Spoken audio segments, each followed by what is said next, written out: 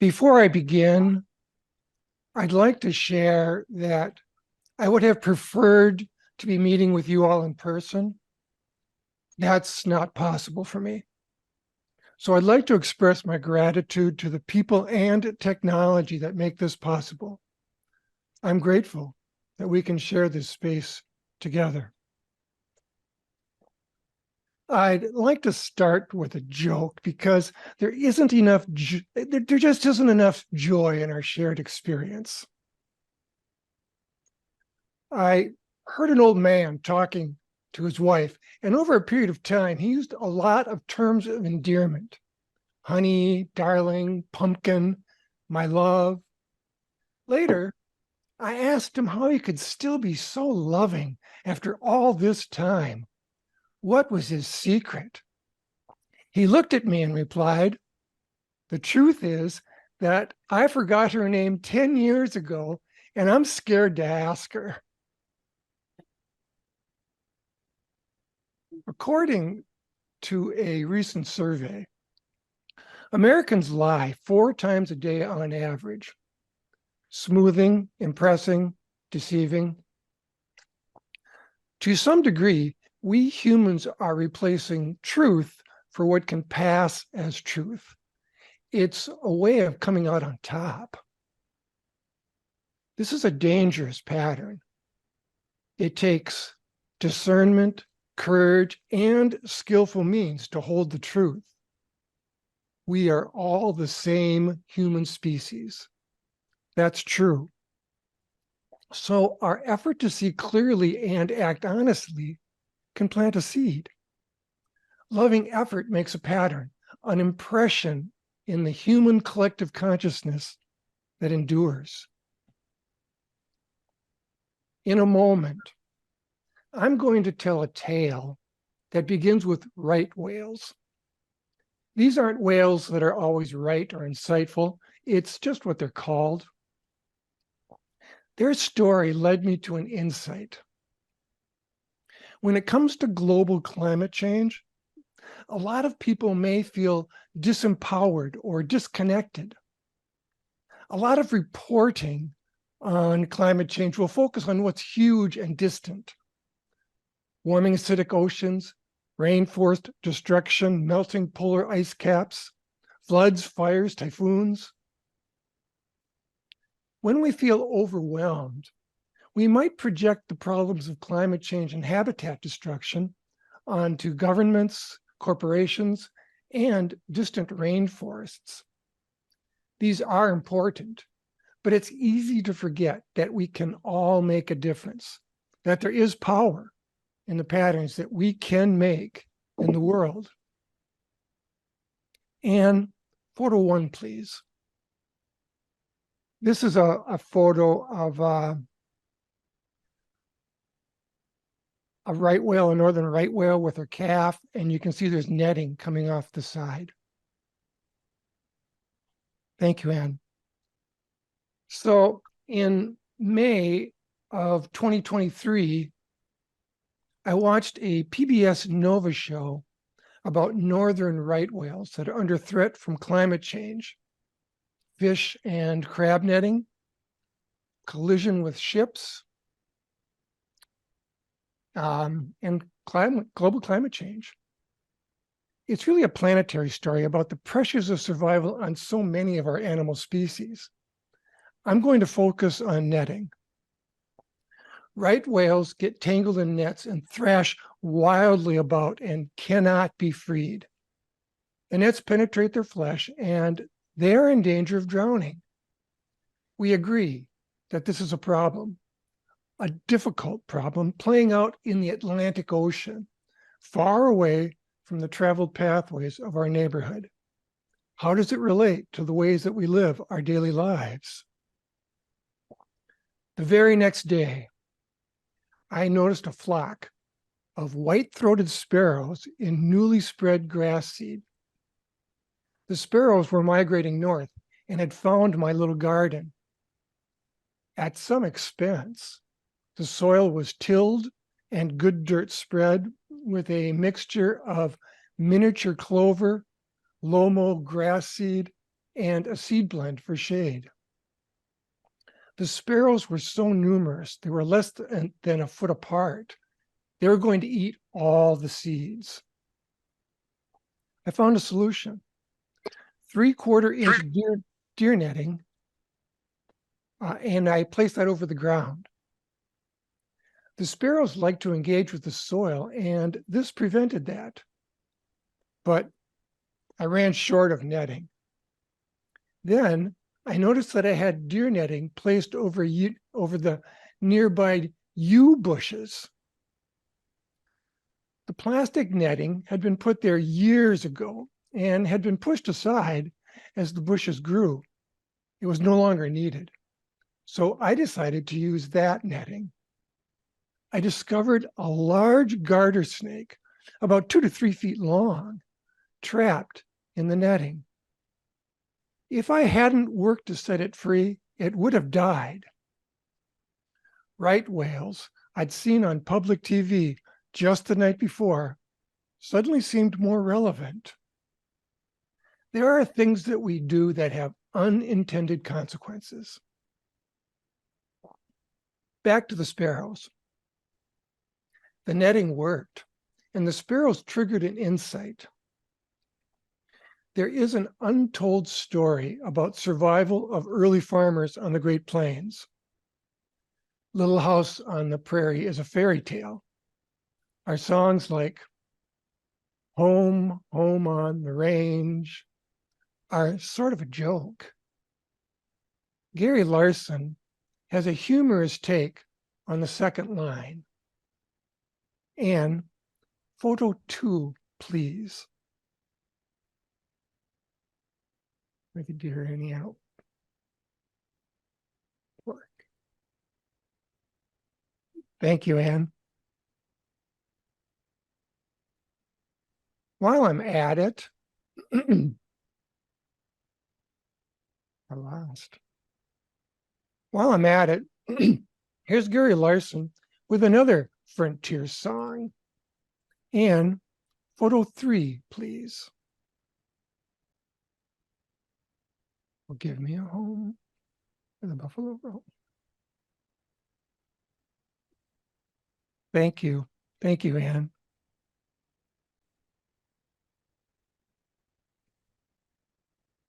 Life on the frontier was romanticized in order to encourage expansion and settlement.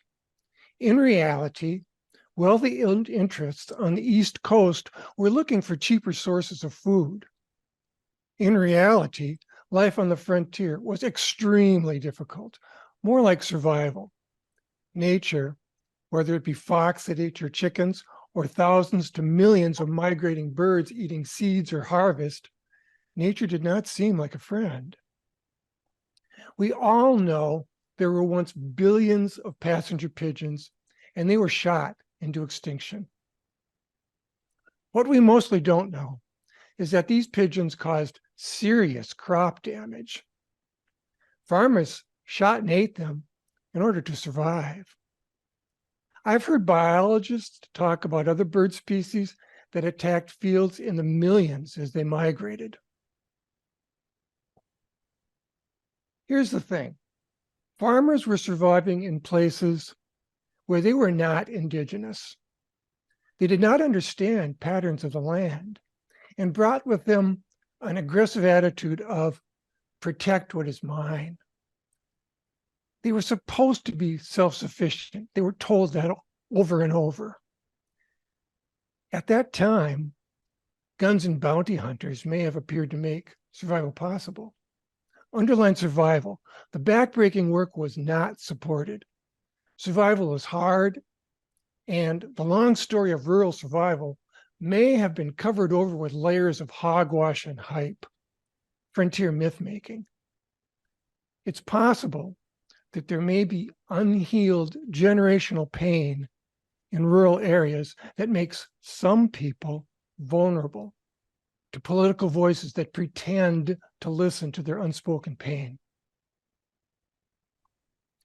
I mention this because to have compassion also requires insight. Compassion and insight work together. It may be easier to feel love, genuine love, when we also have some insight into the suffering of others.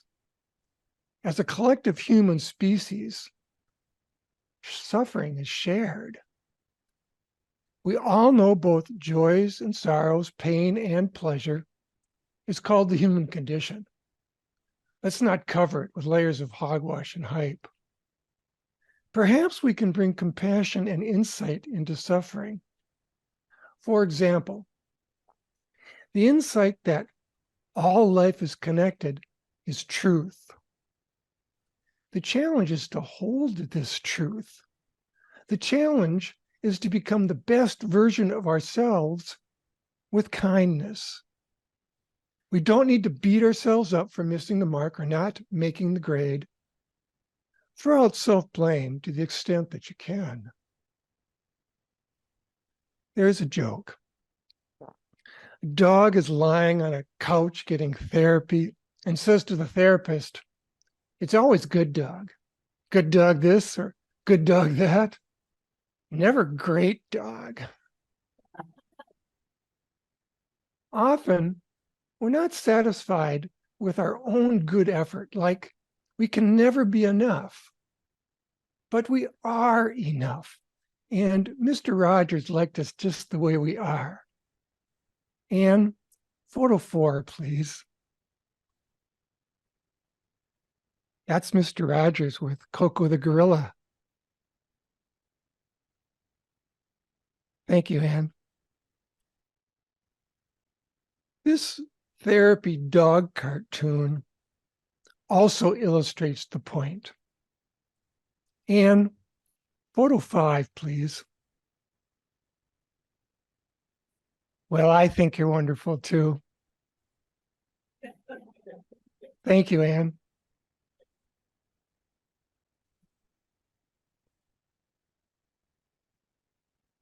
It may be easier to love our pets than a complicated human. If we could be as kind to others as we are to our pets, our world would transform. All adults have an inner character that could be treated like a pet. Within every adult is a 5-year-old that needs care and understanding. We can imagine ourselves or difficult people as a 5-year-old that may have suffered, been neglected, or abused in some way. A 5-year-old is vulnerable and fragile. He or she can get hurt very easily. So you have to handle this child in a very gentle way. This isn't a quick fix. It's a way to cultivate compassion. Zen master Suzuki Roshi said, "You are perfect just the way you are, and there is room for improvement." We can cultivate acceptance for who we are, love ourselves for who we are. We can also cultivate an intention to seek maturity. Ken Wilber has been a philosopher for a long time. In the 1980s, I found him unintelligible. He eventually boiled his message down to 6 words: wake up, grow up, show up. These are keys to maturation. Wake up. Moving beyond self-involvement, awaking into the depth of being, connection or flow with all that is. What emerges from that beyond as a process of discovery is alive, creative, caring, and sincere. Grow up. Integrate the unconscious aspects of our personality that would otherwise act out. Work with whatever you have cast into darkness, skillfully bringing light to what was hidden. Increase emotional maturity. The third phrase, show up, means to express your unique self in the world. Show up in service as best you can in a way that's right for you. When you fully wake up, grow up, show up, the evolutionary impulse becomes alive in you. Maybe not all the time, but some of the time. The process of maturation is ongoing, some days better than others. All we really need to do is to decide this is important. Begin by planting a seed. H.D. Thoreau wrote, "Convince me you have a seed planted, and I will expect wonders." The patterns we make are like planted seeds. They may grow when the time is ripe, now or 100 years from now. The patterns we make really do matter. We need to know that the patterns we make matter, then act with that knowing. It's critical to the process of contagious growth. We know this is possible, making patterns of humble significance. We can support each other, our shared fellowship, healing abrasions from the week and reinforcing our ability to act like the sun rising to a new dawn. We can live a pattern that the world needs. Here's a paraphrase from Gandhi. Be the change you want to see in the world. Now, here's a new angle on that phrase. Be what the world is trying to become. Be what the world is trying to become. In small or wondrous ways, add your spark to that potential. Sing to the land, to all of this wondrous creation. Sing with silence, or with words, or with deeds, planting in the garden. Our seeds may grow now, or later, or not at all. Sing anyway. I like the suggestion, do the next right thing. Intend to become worthy of your challenges, because there are going to be challenges. And we can support each other in this, a community of fellowship with a universe of friendliness that needs us to pay attention to important things. The Buddhist teacher Ram Dass put it this way: we're all just walking each other home. We're all just walking each other home. I'd like to end with a short poem. And photo 6, please.